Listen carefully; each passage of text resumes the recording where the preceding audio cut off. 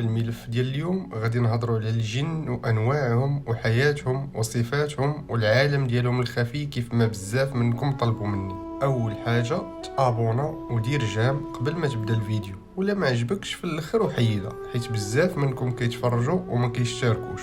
خود لي القهوه ديالك وارتاح ويلا نبداو على بركه الله. غنبداو باصل الجن، وباش نفهمو مزيان غادي نستعنوا باحاديث الرسول صلى الله عليه وسلم والقران الكريم وبعض الاضافات اللي جابوا علماء مسلمين من بعد. اذا باش نبداو خاصنا نعرفوا باللي في الاول كانوا كائنات قبل الجن سميتهم الحن والبن والقن والنس والخن.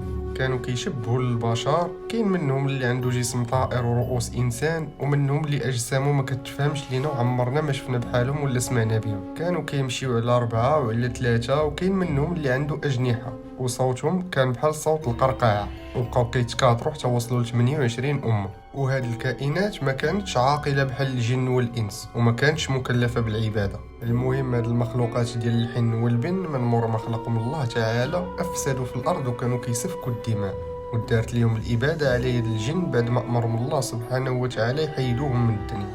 اذا كيف ما فهمنا مورا الحن والبن الله سبحانه وتعالى خلق الجن وخلقهم من النار ما عندهاش دخان باش يسكنوا في الارض ويعمروها. اول جن خلق الله سبحانه وتعالى كان سميتو سوميا، وكانت يتقال ليه سوميا ابو الجن. وملي خلقوا الله قال ليه تمنى، وجاوبوا سوميا اتمنى ان نرى ولا نرى ونغيب في الترى وان يصير كهلنا شابا. يعني تمنى انهم يشوفوا ما يتشافوش وتكون اعمارهم طويله بزاف كتوصل لالاف السنين، وتمنى فاش يشيخوا يرجعوا شباب. وبطبيعه الحال الجن واخا كيعيشوا الالاف السنين اكثر من الانسان حتى هما كيموتوا، كيف قال لنا الله سبحانه وتعالى كل نفس ذائقة الموت. المهم سيدي ربي عطى لسوميا هاد الصفات وعطاهم حتى للذريه ديالو من بعده اللي هما الجن. وكيف قلنا سوميا والذريه ديالو تحاربوا مع الحن والبن وداروا لهم الاباده كيف امرهم الله سبحانه وتعالى. وكاين اللي كيقول ان البعض من الحن والبن هربوا وتخبوا بين الجبال، ومنهم جاو قوم ياجوج وماجوج، ولكن هذه غير اجتهادات علماء مسلمين وماشي شي حاجه يقينيه. وهذا الشيء كامل وقع قبل خلق الانسان ب2000 عام، لان علماء الدين توصلوا ان الجنون تخلقوا قبل البشر ب2000 عام. المهم داز الوقت وسوميا ابو الجن اللي كان جن صالح ومؤمن مات، والجنون من بعده بداو كيخرجوا على طريق الدين والعباده، حيت الجنون بحال البشر كائنات عاقله وعندهم القدره على الاختيار بحالنا وتا هما مكلفين بالعباده. وكاين بعض علماء المسلمين كيقولوا ان في هذاك الوقت الله بعث لهم نبي من بينهم، يعني نبي جني سميتو يوسف، ولكن هادشي ما عندوش اثبات وكيبقى اقاويل فقط. الجنون من بعد ما عصوا الله سبحانه وتعالى وتا هما سفكوا الدماء ونشروا الرذيلة، سلط عليهم الله سبحانه وتعالى الملائكة اللي حاربوهم وقتلوا عدد كبير منهم، والبعض منهم هربوا وتخبوا في الجزر وأعماق البحار والجبال. وفي وسط هاد الحرب الملائكة لاحظوا واحد الجن صالح بزاف وكيعبد الله مزيان وما كيعصاش، وكان سميتو عزازيل، وقرروا يطلعوه معاهم للسماء يعيش معاهم. وكيف ما فهمتوا هاد الجن اللي كنهضروا عليه هو ابليس الشيطان الرجيم. المهم عزازيل قبل ما يتكبر ويكفر عاش بين الملائكه ولا كيعبد الله بحالهم، وكرموا الله وعطاه ملك السماء والارض، وكان خازن على الجنه وعطاه 4 الاجنحه. كان عزازيل ديما كيشوف في الجدران ديال السماء وفي ابواب الجنه عبارات بحال طرد ابليس، لعن ابليس، خزي ابليس. وملي كان كيشوف هاد العبارات بزاف قرر يمشي عند الله سبحانه وتعالى وطلب منه الاذن يلعن ابليس حتى هو، يعني يلعن راسه بلا ما يحس.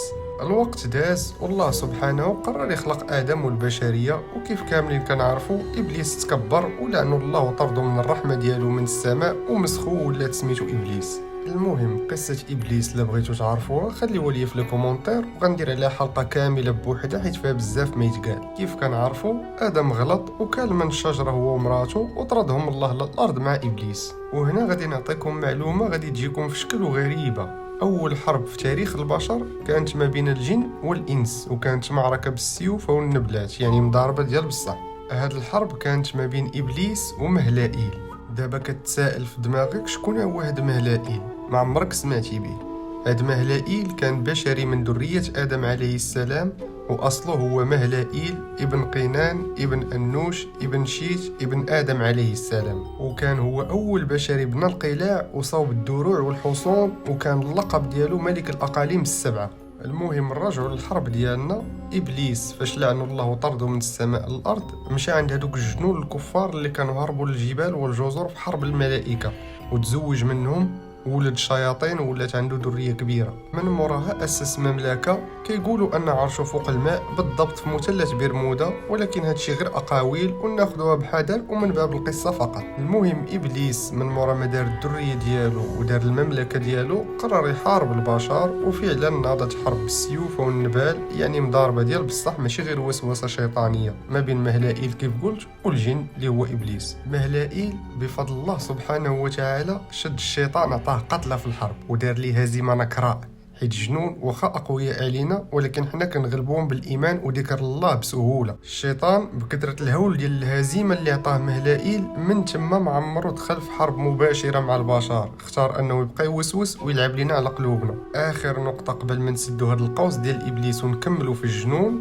خاصكم تعرفوا لان ابليس كان عايش من قبل البشر وغادي يبقى عايش حتى لنهايه الزمان وقيام الساعه، حيث طلب الله وقال لي أندرني إلى يوم الدين كيف جاء في القرآن الكريم، وربي سبحانه وتعالى وافق وخلاه.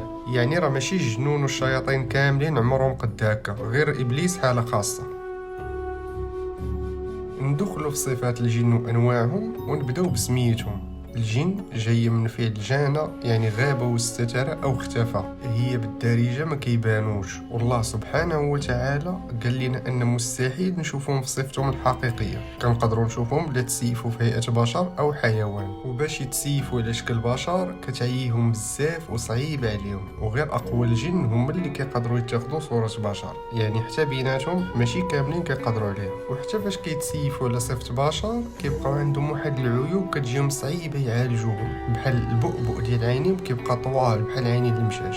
اما يتسيفوا في صفة حيوان فهذه سهلة عليهم شوية، كيف قال لنا الرسول صلى الله عليه وسلم كيتسيفوا في صفة كلب كحل بزاف ومش كحل واي حيوان في الكحل تقريبا. واجسامهم الحقيقية ما فيهاش تجاويف بحال اجسامنا، احنا مثلا عندنا عروقة مجوفين، عندنا ثقوب ديال الفم والاذن الى اخره، هما لا، اجسامهم كتلة وحدة ما كاينش فيها ثقوب، بحال صاوبتي شي حاجه بالعجين مثلا. والفرق ما بين الجن والشياطين هو ان الشياطين كاملين من ذريه ابليس، اما الجن ماشي من ولادو ولا ولاد ولادو، وتا هما فيهم الجن الكافر والمسلم والمسيحي والملحد واليهودي الى اخره، وحتى هما كيتزاوجوا وفيهم الذكر والانثى ديالهم، الخبث هو الذكر والخبائث هي الانثى، داكشي باش كنقولوا اعوذ بالله من الخبث والخبائث. وحتى هما كيتوالدوا، وبعض علماء الدين الاسلامي كيقولوا لانهم كيبيضوا ماشي كيحملوا بحالنا، ولكن هادشي عليه اثباتات ضعيفه وغير من باب المعلومه فقط. والجنون بحالنا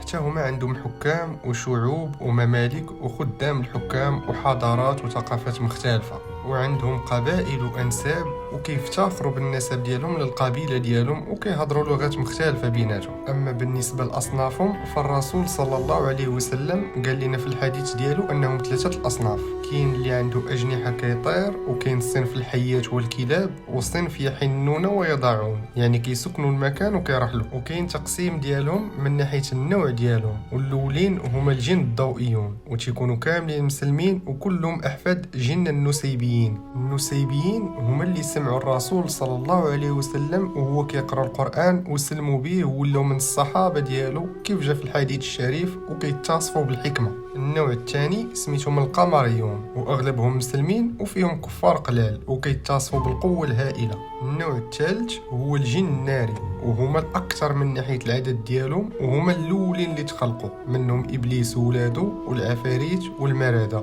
وهادو تيكونوا قباح وهما الصحاح في جميع انواع الجن. النوع الرابع سميتهم المائيون، وكيف بين من سميتهم كيسكنوا في وسط الماء والبحار والانهار، وكيف ذكرهم الله تعالى في القرآن الكريم في سورة صاد والشياطين كل بناء وغواص. وهاد الجن المائيون فيهم الأطباء والعلماء والمحاربين وكيقدروا يطيروا بحال البخار ديال الماء. وكاين نوع الجن الأرضي أو الترابي وكيسكن في باطن الأرض وكيتنقل وسطها بطرق غريبة وعجيبة. وآخر نوع هو الجن الهوائي، وهادو كيتميزوا بقدرة خارقة على الطيران وسريع بزاف في التنقلات ديالهم.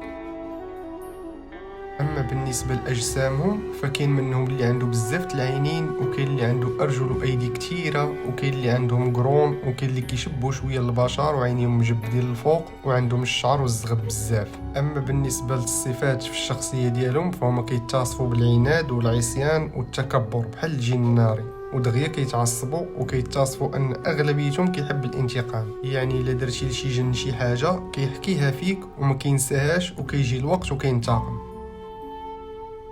الجنون كيف قلنا عندهم ممالك ونظام مجتمعي خاص بهم، وبناء على هذا الشيء كاين فيهم تقسيمات من حيث كل واحد وخدمته.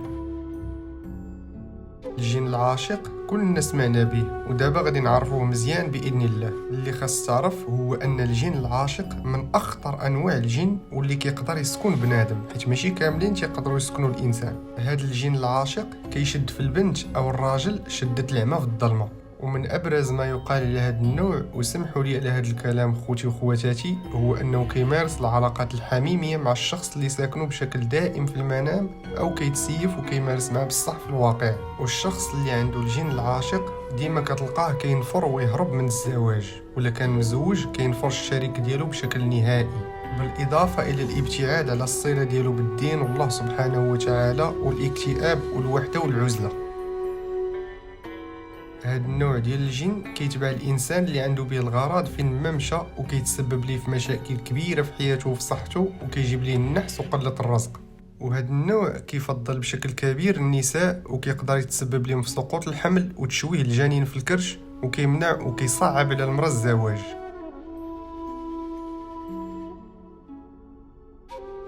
هاد النوع تيكون بشكل حصري ديما من الجن الشياطين، يعني من ذرية إبليس. الدور ديالو هو يوسوس ليك ويدفعك للمعصية ويبعدك على الطريق الصحيح ويبعدك على ربي سبحانه وتعالى. وكاين بزاف الأنواع الأخرى من الجن بحال خادم الحمام والجن الطارد وجن الروضة وزيد وزيد، ولكن باش ما نطولش غادي نقتصر غير على هادو. ولا بغيتو خليوها لي في لي كومونتير وندير عليهم حلقه كامله، وما تنسوش الاشتراك قبل ما نكملوا الفيديو، وخليو الاعجاب دابا نيت عاد نكملوا. الجن عندهم اكثر من 35 قبيله، منهم بني القماقم وبني النعمان وبني قيعان وزيد وزيد. القرطبي قال في التفسير ديالو ان بني الشيصبان هم اكبر قبيله من حيث العدد ديالهم، واكثر القبائل من حيث القوه هي، واغلبهم جنود ديال ابليس.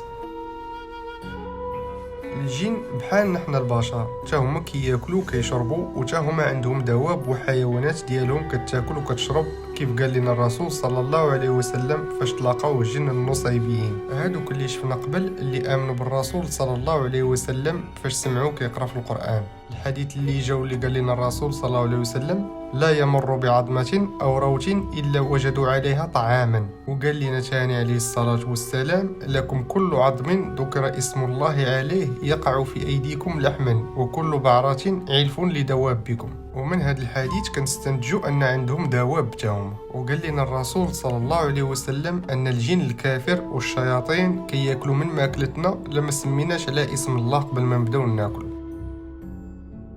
الزواج ما بين الجن والإنس فرق علماء المسلمين، كاين اللي كيقولوا أنهم يقدروا يتزوجوا معنا، وكاين الفريق الآخر اللي كيقول ما يمكنش يكون زواج بيناتنا، وزادوا باللي أي زواج ما بين جن وإنس حرام قطعا وشرعا. الجنون كيفضلوا يسكنوا في الاماكن المهجوره بحال الصحراء، البحار، الجزر، الديور الخاويه، المهم اي مكان بعيد عن البشر. وكاينين منهم اللي كيسكنوا معنا في ديورنا وجالسين معاك حتى انت دابا اللي كتصنت ليا راهم حداك وما غيأذيوك ما والو. والجن الكافر كيفضل يسكن في الاماكن القذره بحال المرحاض والمزابل حاشا وجوهكم الكريمه. الإيمان بالجن شي حاجة مفروغ منها في ديننا الإسلامي. ربي سبحانه وتعالى قال لنا خاصنا نآمنوا بوجودهم بحال الملائكة، وباللي حتى هما غادي يتحاسبوا معنا في يوم القيامة، وحتى هما كاين منهم فريق اللي غادي يدخل الجنة وفريق اللي غادي يدخل النار بحالنا. وعطانا صورة في القرآن الكريم سميتها صورة الجن، غير باش تفهم انهم كاينين وبان خاصنا نامنوا بهم. هذه الحلقه كانت من باب التعريف وليس التخويف، حنا ربي قوانا عليهم بالقران والايمان وذكر الله تعالى. الى عجبتك الحلقه ما تنساش تدعمني بالاعجاب والبارطاج، واهم حاجه الاشتراك في القناه. ولا بغيتي نتحاوروا حوار بناء مرحبا بك في لي كومونتير. الى الحلقه المقبله، ومن هنا لتما خلي ديما خيرك مفتوح.